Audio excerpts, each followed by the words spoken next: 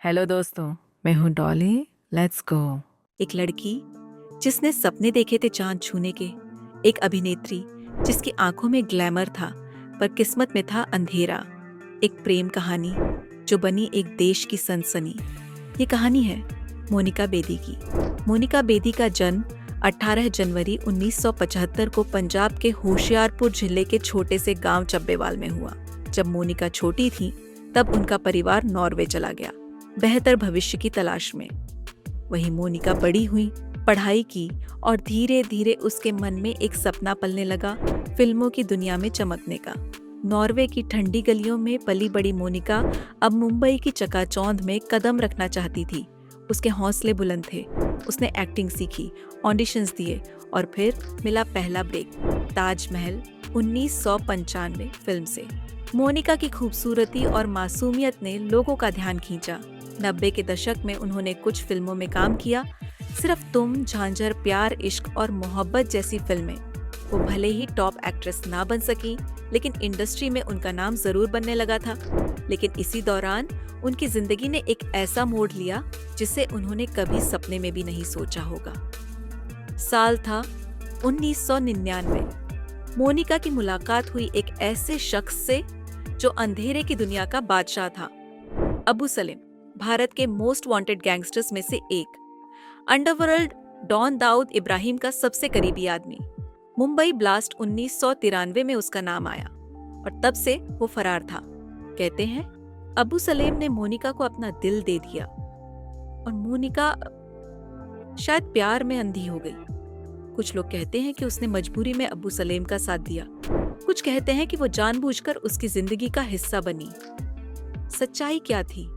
शायद दोनों के बीच ही कहीं छिपी थी। अब्बू सलेम ने मोनिका को फिल्मों में रोल दिलाने के लिए प्रोड्यूसर्स को धमकाया। कुछ ने डर के मारे कास्टिंग की, कुछ ने मना कर दिया और इस तरह मोनिका का नाम जुड़ गया अंडरवर्ल्ड से। साल 2002 मोनिका और अब्बू सलेम एक फर्जी पासपोर्ट के साथ भागकर पोर्चुगल चले गए।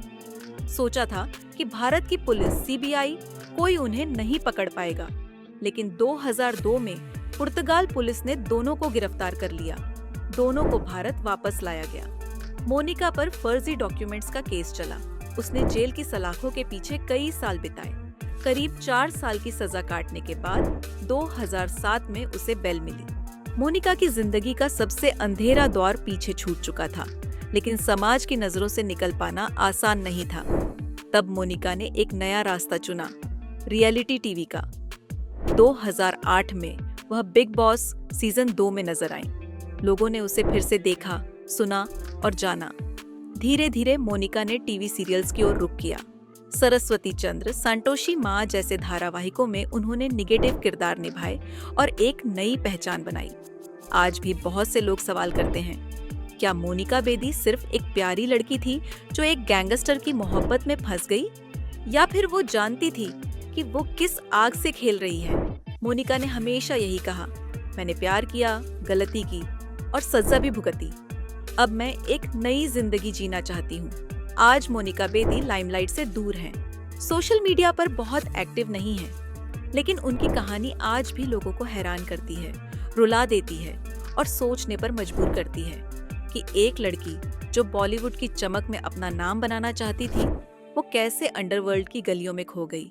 क्या वो फिर कभी लौटेगी? क्या लोग उसे फिर से स्वीकार करेंगे?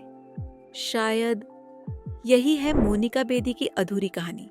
कहते हैं गलती इंसान से होती है, लेकिन जब वो गलती मोहब्बत की हो तो उसका अंजाम कभी कभी जिंदगी भर पीछा करता है। ये थी मोनिका बेदी की कहानी, एक हसीना जो कभी कैद हुई अपने ही इश्क के जाल में।